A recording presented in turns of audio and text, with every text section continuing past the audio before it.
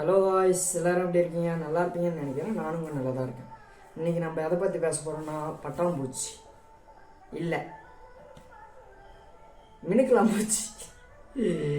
மினுக்கலாம்பூச்சின்னு சொன்னதும் எல்லாருக்கும் என்ன தெரியும்? ஈசல் மாதிரி இருக்கும், அதுக்கு பின்னாடி லைட் எரியும். நைட்டில் பார்த்துருப்போம் நிறைய பேர். அப்புறம் தூக்கணாங்குருவி கூட்டிலலாம் ஒரு மண்ணில் ஒட்டி வச்சுருக்கோம். ஏன்னா அந்த பூச்சி செத்தாலும் லைட் எரியுன்றதுக்காக இந்த தூக்கணாங்குருவிங்களாம் அது குஞ்சு பொறிஞ்சு வந்ததும் இருட்டில் பயப்படக்கூடாதுன்னு கட்டி வச்சுக்கணும். இதெல்லாம் காமனாக எல்லாருக்கும் தெரியும், புரிஞ்சுங்களா? ஆனால் நான் சொல்கிற ஒரு மினுக்கலாம்பூச்சி இது எதுவுமே இருக்காது, டிஃப்ரெண்ட்டாக இருக்கும். மரக்கட்டை மாதிரி இருக்கும். அது ஒரு ஊர்ந்து போகிற உயிரினமாக இருந்துச்சுன்னா யோசிக்க முடியாது. அந்த மாதிரிலாம் இருக்குமான்னு டவுட்டாக தானே, ஆனால் இருக்கு. அந்த மாதிரி பூச்சி பார்க்கணும்னா நம்ம சேனலை சப்ஸ்கிரைப் பண்ணுங்கள், ஃபாலோ பண்ணுங்கள், மிச்சம் எல்லாத்தையும் பண்ணுறேங்க.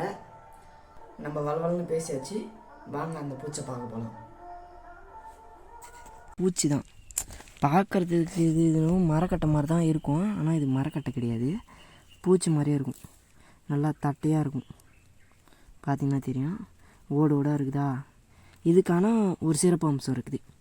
இது மினுக்கலாம்பூச்சி மாதிரி இருக்கும். நைட் டைம்லேயும் எப்பயுமே லைட் எரியும். இது இருக்குது பார்த்தீங்களா, அது லைட்டு தான். இப்போ வெளிச்சத்தில் பார்க்கவும் உங்களுக்கு எதுவும் தெரில. நான் அப்படி கையை இப்படி சுருக்கி பார்த்துங்க, தெரிதா லைட் வெளிச்சம்? இதுதான் மினுக்கலாம்பூச்சிக்கே ஒரு சிறப்பு அம்சம் இருக்குது. அது செத்துச்சுனாலும் அந்த லைட்டு தந்துக்கினே இருக்கும். அதே மாதிரியே இது காட்டில் இந்த மாதிரி இது பட்டை பட்டையாக புழு மாதிரி இருக்கும். ஆனால் இதுக்கும் அதே மாதிரி லைட் எரியும்.